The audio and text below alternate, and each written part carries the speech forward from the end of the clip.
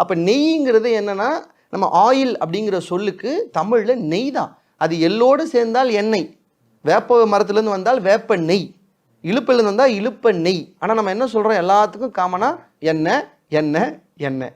எண்ணெய்னாலே எள்ளிலிருந்து வருவது தான் எண்ணெய், மற்றதுக்கு பேர்லாம் எண்ணெய் கிடையாது.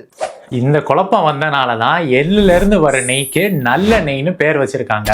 ஆனா ஏன் நல்ல நெய்னு வைக்கணும்? அப்ப மொத்ததெல்லாம் என்ன கெட்ட நெய்யா? ஜோக் இல்லையா?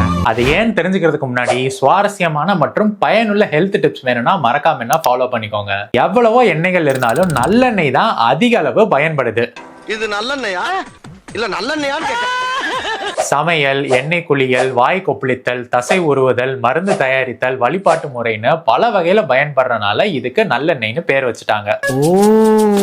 இதுல இருக்கக்கூடிய healthy fats and anti oxidants உங்களோட கொலஸ்ட்ரால் லெவல்ல பேலன்ஸ்டா வச்சு இன்ஃப்ளமேஷனை குறைச்சு பிளட் பிரஷரை மெயின்டைன் பண்ணி ஆக்சிடேட்டிவ் ஸ்ட்ரெஸ்ஸை குறைச்சு உங்களை ஆரோக்கியமாவும் இளமையாவும் வச்சுக்கும். எண்ணெயிலே இவ்வளவு நன்மைகள் இருக்குன்னா அதனுடைய மூலப்பொருளான எள்ளுல எவ்வளவு இருக்கும்? ஒரு சர்விங் பாலை விட ஒரு சர்விங் எள்ளுல 3 மடங்கு கால்சியம் இருக்கு. உங்க நோய் எதிர்ப்பு ஆற்றலை வலுப்படுத்தக்கூடிய ஜிங்க், மெக்னீசியம் மற்றும் காப்பர் இருக்கு. உங்க ஹீமோகுளோபின் லெவல்ஸை கரெக்டா மெயின்டைன் பண்றதுக்கு இரும்பு சத்தும் இருக்கு. எள்ளுடைய இன்னொரு சிறப்பு, இதை நீங்க வகை வகையா பயன்படுத்தலாம்.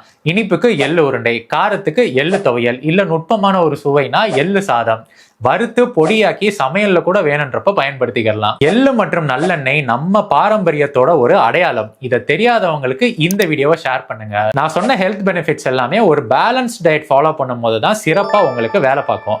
அந்த பேலன்ஸ்டு டயட்டை தான் எப்படி ஃபாலோ பண்ணேன்னு தெரியலனா இந்த வீடியோவை எனக்கு ஷேர் பண்ணுங்க. என்னுடைய டிரான்ஸ்ஃபர்மேஷன் ப்ரோக்ராம் மூலமா நான் உங்களுக்கு ஹெல்ப் பண்றேன்.